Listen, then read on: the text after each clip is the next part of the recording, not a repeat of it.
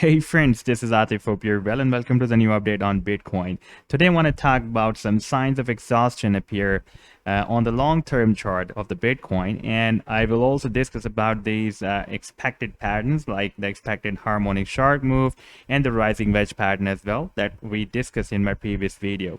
And before starting the analysis, if you're not subscribed to my channel so far, then do subscribe it.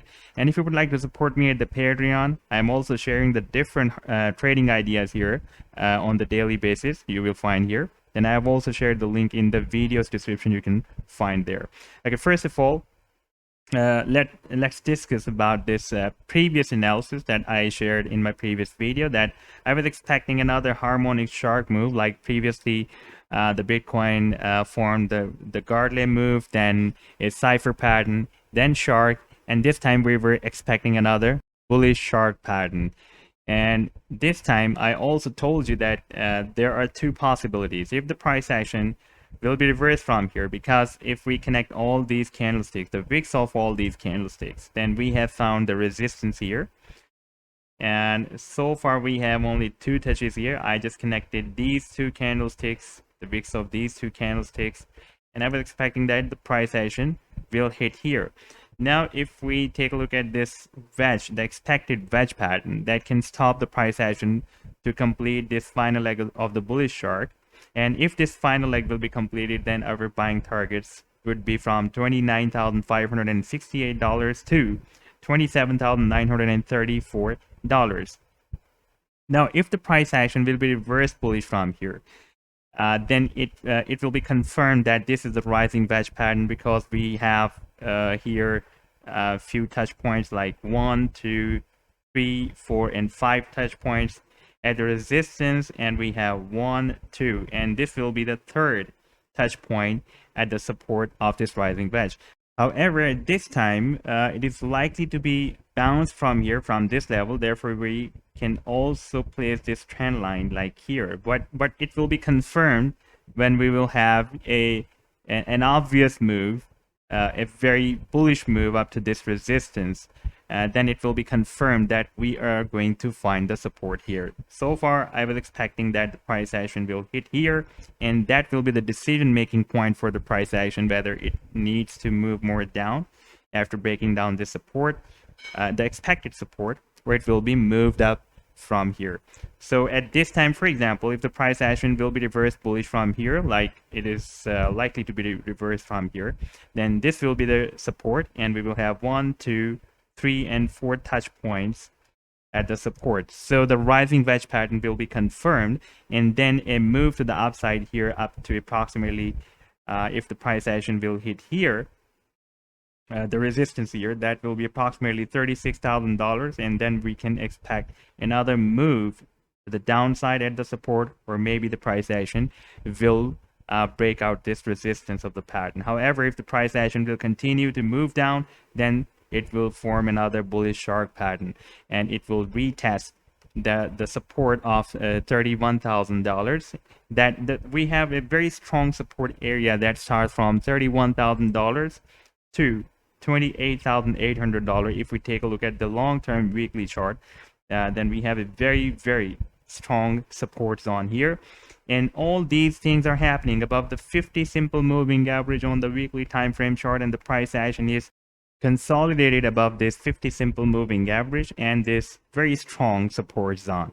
Now I would like to show you the signs of exhaustion on the weekly time frame chart. Like if we take a look at the RSI, stochastic RSI on the weekly time frame chart, and here we can see that the RSI, the stochastic RSI, there is a difference between the stochastic RSI and the RSI. I'm talking about the stochastic RSI. So if we take a look at this stochastic RSI, it was entered here in the oversold, and if I place this measurement tool here it was entered in the oversold, and so far we can see this is the 17th week, because this is the weekly time frame chart, and 17 bars means that this is the 17th week, and the price action and the stochastic RSI is moving in the oversold. And if I place this trend line here, we can see that the stochastic RSI is almost at the 0 point. I've just I'm just putting the value of 0 in on this trend line, and we can see that it is touching the 0 point. And previously, whenever it is it has been touching the 0 point, we are having nice rallies. Like for example, here it touched the 0, and we had a small rally. Then we had the exceptional drop in the month of March 2020, when all the markets were moving down. Therefore, we can ignore this move and the price action, move to the upside. We had a very big rally, and here it touched the 0, we had the nice rally, and here it touched the 0, we had the nice rally. If I place the measurement tool on these rallies, for example, this was a rally more than 47%, and this was the rally more than 52%. So this time, again, we are at the 0 point, and we are in the oversold zone for more than 17 weeks. And if we take a look at the previous history of the Bitcoin, then it has never been for such a long time in the oversold zone. For example, here it was, let me show you this. After placing this measurement tool, we can see here it was oversold for 18 weeks, and here for 1 or 2 weeks, and if we place it here, and here it was in the oversold for more than 11 weeks, and I'm just moving back for 1 week, 1 or 2 weeks, 1 or 2 or maybe 3 weeks, for some weeks, for 1 or 2 weeks, and here we can see that we have been never in this oversold zone for such a long time period in the history of the Bitcoin. And this is a really very strong, long time. And for example, if we take a look at this time period, it was oversold for 11 or 12 weeks.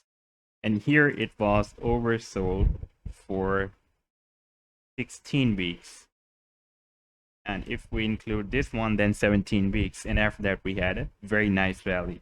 And this rally was from this low to this high, more than 100%. So we can expect, because for such a long time period, it is moving in the oversold, and it is touching the 0 point as well.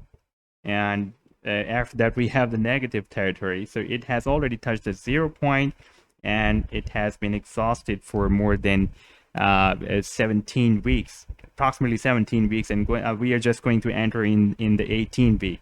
So this is a quite long time, and we need a correction rally from here, at least a small, or maybe it will be the continuation of the bull run.